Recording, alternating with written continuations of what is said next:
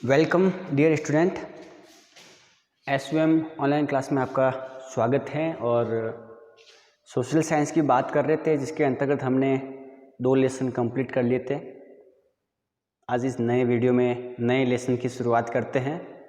पिछले 2 वीडियो में हमने ये समझा है कि किस प्रकार आदि मानव का जीवन था, किस प्रकार उसने खेती की, किस प्रकार अपने जीवन को व्यतीत किया, जीवन को पाला, शुरुआती दौर में किस प्रकार उसका जीवन चलता था। फिर आग की खोज हुई, आग की खोज के साथ में वो खाना पका हुआ खाने लग गया था। जंगली जानवर को मार करके उनकी हड्डियों से हथियार बनाना, पत्थर से हड्डियाँ बनाना, हमने सारी बात कर ली थी। फिर हमने ये भी पढ़ा है कि किस प्रकार खेती करता था, पशुपालन करता था, अनाज उगाने में किस प्रकार माहिर था, किस प्रकार बर्तन बनाता था और उन बर्तन में वो अनाज भंडारण करता था। इन सभी बातों को हमने समझ लिया था। हमको एक उदाहरण की भी हमने बात की थी, मेहरगढ़ की। दरअसल मेहरगढ़ जब अपने ईरान जाते हैं तो बीच रास्ते में पड़ता है, उसकी बात की थी। वहाँ पर हमने ये भी समझा था कि जो प्राचीन समय में जो आदि मानव अगर किसी व्यक्ति को दफनाते थे, उसके साथ में सामान या और किसी जानवर को भी दफनाते थे, तो उनका मानना था या उन्होंने ऐसा माना होगा कि व्यक्ति मरने के बाद में भी उसका जीवन होता है, इसलिए उसको खाने के लिए इन सामानों का भी प्रयोग करना पड़ता है और जानवर भी दफनाते हैं। उदाहरण मिला था कि वहाँ कब्र के अंदर व्यक्ति के कंकाल के साथ में बकरी का कंकाल मिला है, जो एक तरह से उदाहरण है। आज हम नए लेसन की शुरुआत करते हैं। नए लेसन का ये वीडियो फर्स्ट होगा और पार्ट आपका 3 ठीक है, इसकी बात करेंगे। और इसके अंदर सबसे पहले पढ़ेंगे अपन आरंभिक नगर। अपन को नगर मिले हैं, आरंभिक नगर मतलब आरंभ के काल में, इतिहास के प्राचीन काल में सबसे पहले वाले नगर किस प्रकार के मिले हैं। इसे हम सबसे पहले पढ़ेंगे हड़प्पा की कहानी। किसकी कहानी? हड़प्पा की कहानी। बात को समझना है, याद भी रखना है। हड़प्पा की कहानी पढ़ेंगे। इसके अंतर्गत अपन को ये समझना है कि जो आरंभिक नगर मिले हैं, किस प्रकार के नगर थे और किस प्रकार से उनका जीवन था, कौन कौन से सबूत मिले हैं, तो उसकी बात करेंगे। अब देखो, जैसे ये मान लो भारत का ऊपरी भाग है, मैं एक तरह से ऐसे ही बना लेता हूँ। यहाँ नेपाल है, उधर चीन है, एक तरह से उत्तरी भारत की बात करेंगे, बाकी ये भारत की ज़रूरत नहीं है। ये इधर कश्मीर है, जम्मू कश्मीर, ठीक है, तो उनकी बात कर रहे हैं। इधर जो देश है वो पाकिस्तान है। कौन सा देश है? पाकिस्तान। यहाँ से एक नदी बहती है, आपने नाम सुना होगा, सिंधु नदी। नदी का नाम है सिंधु नदी। ये जो पूरा इलाका है पंजाब था प्राचीन समय में। स्वतंत्र भारत से पहले क्या था? पंजाब था। लगभग 150 साल पहले, लगभग 150 साल पहले इस पंजाब इलाके के अंदर ट्रेन बिछाने का काम चल रहा था। ट्रेन की पटरी बिछाई जा रही थी। कहाँ पर? इस पंजाब इलाके में। तो जब बड़े बड़े इंजीनियर व्यक्ति ट्रेन की जो पटरियाँ हैं वो बिछाने का काम कर रहे थे, तो खुदाई के रूप में उनको कुछ ईंटें मिली। जब बिछा रहे थे तो बिछाने के लिए खुदाई करनी पड़ती है, समतल ज़मीन करनी पड़ती है। जहाँ पर उबड़ खाबड़ है वहाँ समतल ज़मीन करके ही ट्रेन की पटरियाँ बिछाई जाती हैं। तो उनको ये काम करते समय उनको ईंटें मिली एक जगह पर, और वो मजबूत ईंटें थी। तो उन्होंने वहाँ से उन ईंटों को तोड़ करके, निकाल करके ट्रेन की जो पटरी हैं उन बिछाने में उनका प्रयोग कर लिया। और एक तरह से अपन ये समझ सकते हैं, कह सकते हैं कि ट्रेन की पटरी बिछाने के लालच में उन इंजीनियरों ने, उन कारीगरों ने, उन मजदूरों ने वहाँ पर जो ईंटें मिली हैं, वहाँ जो भवन बना हुआ था, दरअसल वो प्राचीन भवन था, उसको तहस नहस कर लिया, नष्ट कर लिया। तो ऐसे जो खंडर के रूप में जो ईंटें मिली है, जो मजबूत थी, आज से 150 साल पहले, और जब समय बीतता गया और जो पुरातत्वविद हैं उन्होंने खोजबीन की कि ईंटें किस समय, किस काल की हैं, तो लगा कि तो प्राचीन काल की ईंटें हैं। लगभग ऐसा माना जाता है कि ये जो चीज़ें हैं, जो स्थान है वो 4700 साल प्राचीन है। आज से इतने साल पुराना ये है, इनकी बात करेंगे अपन।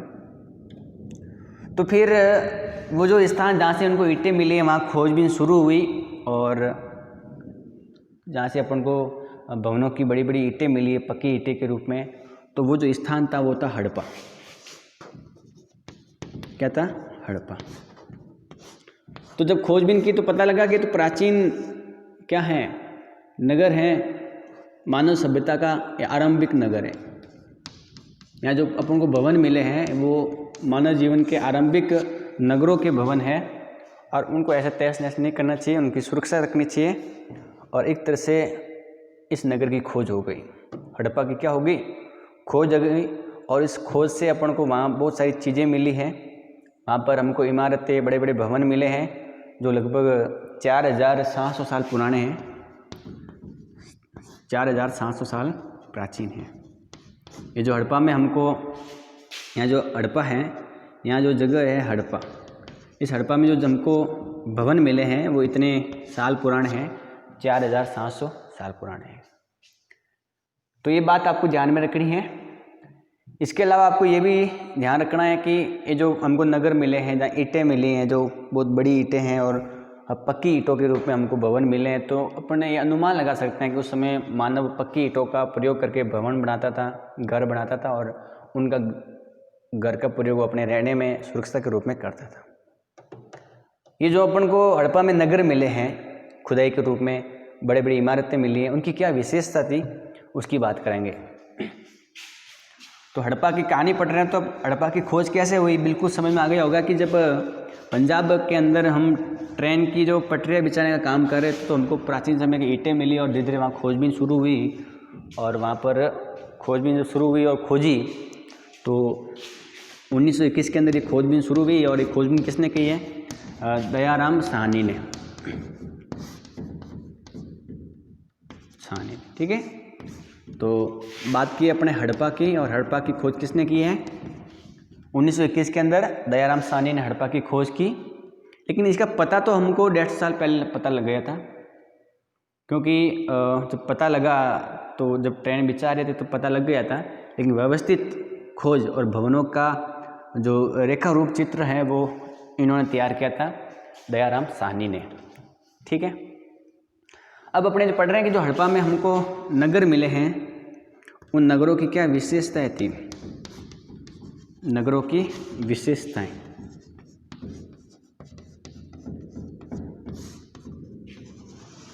उनकी बात करेंगे, नगर की विशेषताओं की।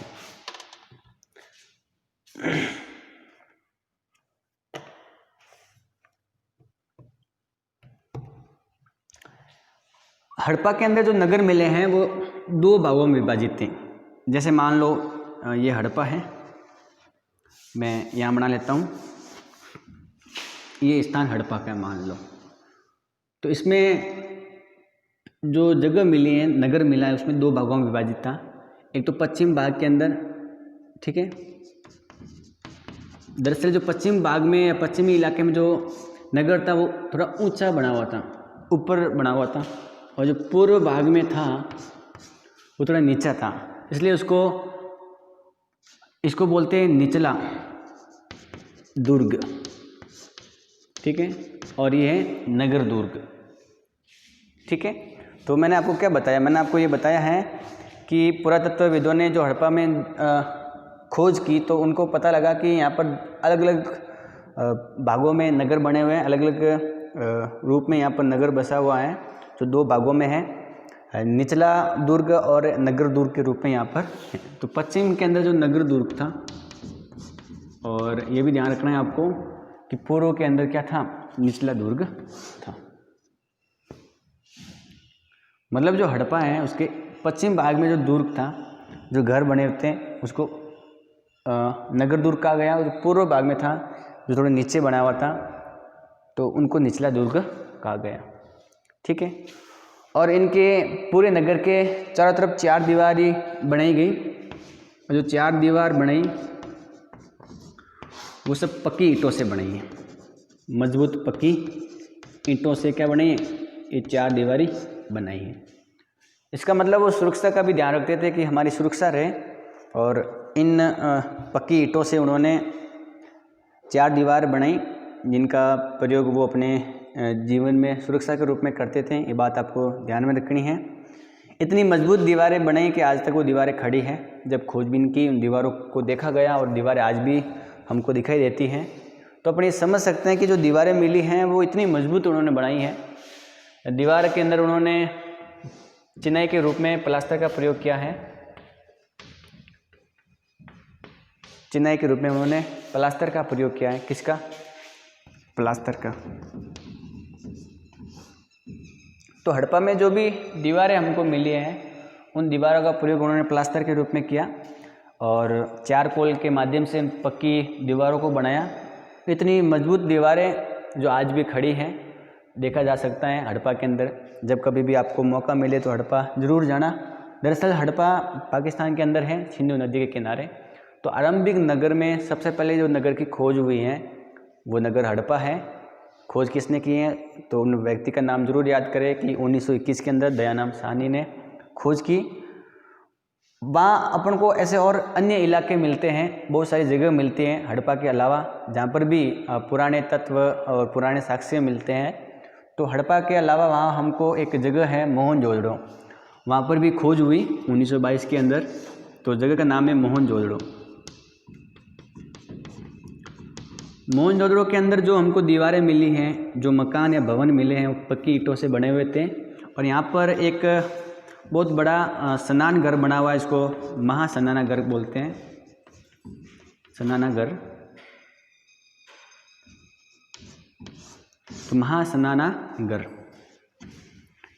तो ध्यान रखना है कि महान स्नानागार जो है वो हमको कहाँ मिलता है? वो हमको यहाँ हड़प्पा के अंदर मिलता है। महान मैं यहाँ लिख देता हूँ ऊपर ताकि आपको बात समझ में आए और आप लिख भी सको।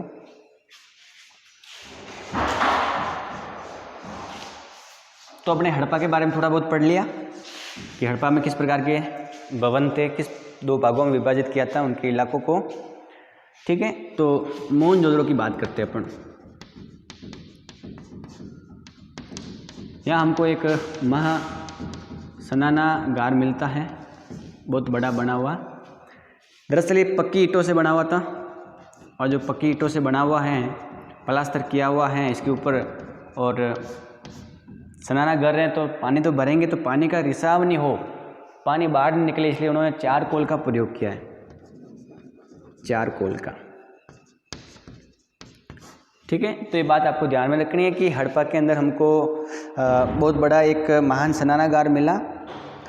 तालाब बनाने के लिए, स्नान करने के लिए एक प्लास्टर का प्रयोग किया और प्लास्टर के ऊपर उन्होंने चारकोल का प्रयोग किया ताकि पानी का रिसाव नहीं हो सके। इस सरोवर में, इस तालाब के अंदर उन्होंने सीढ़ियाँ बनाई, बहुत बड़ा बनाया उन्होंने। सीढ़ियाँ भी बनाई 2 तरफ से, जैसे मान लो इस प्रकार से उन्होंने दीवारें बनाई और 2 तरफ से क्या बनाई उन्होंने? सीढ़ियाँ भी बनाई हैं अंदर जाने के लिए, ताकि आराम से अंदर जाया जा सकते हैं और स्नान कर सकते हैं। और उन्होंने 4 कमरे भी बनाए हैं। और इस स्नानागार में जो पानी है वो पानी कुएं से आता था।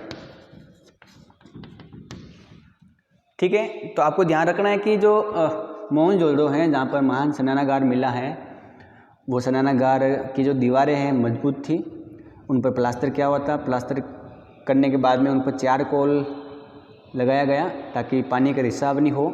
इस महान स्नानागार में या तालाब या सरोवर में सीढ़ियाँ बनी हुई थी 2 तरफ से, 4 कमरे बने होते हैं। इसमें समय समय पर पानी खाली भी किया जाता था और पानी है वो कुएं की सुविधा के माध्यम से कुएं से आता था। ठीक है, इस प्रकार से अपन ये समझ सकते हैं कि शायद उस समय के जो बड़े या अमीर लोग थे वो विशेष अवसर पर स्नान करने का काम करते थे। तो इस प्रकार से हड़प्पा की बात की और मोहनजोदड़ो की बात की। लेकिन इसके अलावा हमको ऐसी बहुत सारी जगहों पर भी प्राचीन समय के आरंभिक नगरों की बात करते हैं। तो ये भी पाकिस्तान में है, हड़प्पा भी पाकिस्तान में है।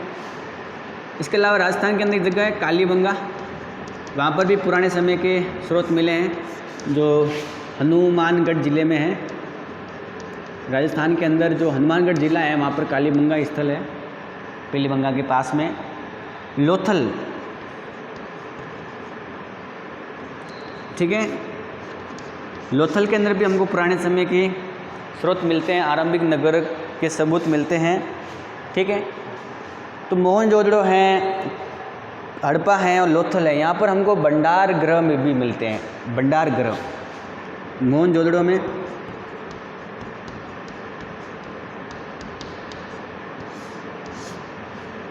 हड़प्पा में और लोथल में क्या मिलते हैं? भंडार गृह,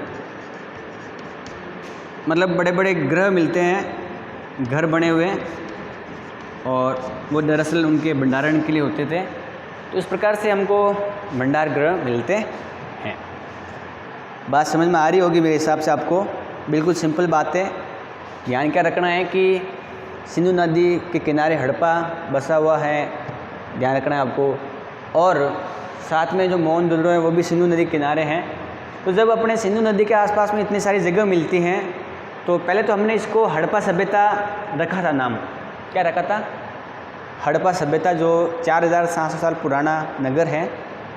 लेकिन समय के साथ में और भी ऐसे स्थान खोजे गए, पूरा स्थल, तो अपने पाया कि और भी जगह है, इसलिए इसका नाम अब हड़प्पा सभ्यता न रख करके हमको सिंधु घाटी सभ्यता रखना चाहिए। जहाँ जहाँ सिंधु नदी का अपवा तंत्र है, वहाँ ऐसे पूरा स्थल मिले हैं, इसलिए इसका नाम हमको क्या रखना चाहिए? सिंधु घाटी सभ्यता रखना चाहिए। और हमने वर्तमान में इसका नाम यही रखा हुआ है, सिंधु घाटी सभ्यता। तो इस प्रकार से हमने सिंधु नदी के आसपास में हड़प्पा के बारे में बात की, मोहनजोदड़ो के बारे में बात की, ठीक है। तो ये बात बिल्कुल समझ में आ गई। आगे बढ़ते हैं, अपन सिंधु घाटी सभ्यता के नगरों की विशेषताएं पढ़ रहे हैं, जिसके अंदर हमने भवन के बारे में पढ़ लिया, ठीक है। अब पढ़ेंगे वहाँ के जो नदी तो पास में थी और घर के अंदर जो पानी है या जो सनाना घर है, उनसे उनकी जो नालियाँ निकलती हैं, उनका पानी किस प्रकार जाता था।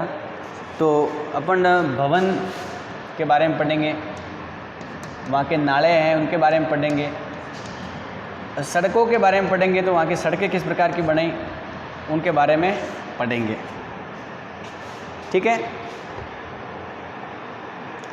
तो जो हड़प्पा है, सिंधु घाटी सभ्यता है, वहाँ पर जो हमको भवन मिले हैं वो दरअसल 1 या 2 मंजिल के थे। कितने मंजिल के थे? 1 या 2। घर के अंदर मुख्य रूप से बीच में आंगन होता था और आंगन के चारों तरफ 4 कमरे होते थे। घर में एक स्नानागार भी होता था, ठीक है। तो इस तरीके से उनका आवास स्थान था। तो घर में कहीं कहीं कुएँ भी मिलते हैं। तो मैं आपको भवन के बारे में बताता हूँ कि जो भवन है वो 2-3 मंजिल के थे, 1-2 मंजिल के। उसके साथ में घर में जो आंगन है, उस आंगन के चारों तरफ कमरे होते थे, 4 कमरे।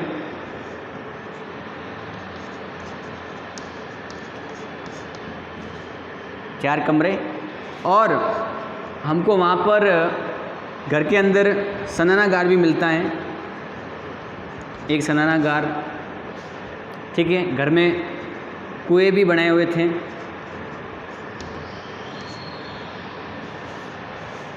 तो इस प्रकार से हम ये कह सकते हैं कि उस समय भवनों की बनावट क्या थी। आज के भवन किस प्रकार के हैं, आज के घर कैसे हैं, आप बिल्कुल समझ सकते हो। लेकिन अपने ये जो घर पढ़ रहे हैं, ये जो भवन के बारे में पढ़ रहे हैं कि इस प्रकार के घर, इस प्रकार के कमरे बनाए जाते थे, आंगन होता था, वो आज से 4700 साल वर्ष पुराने के हैं।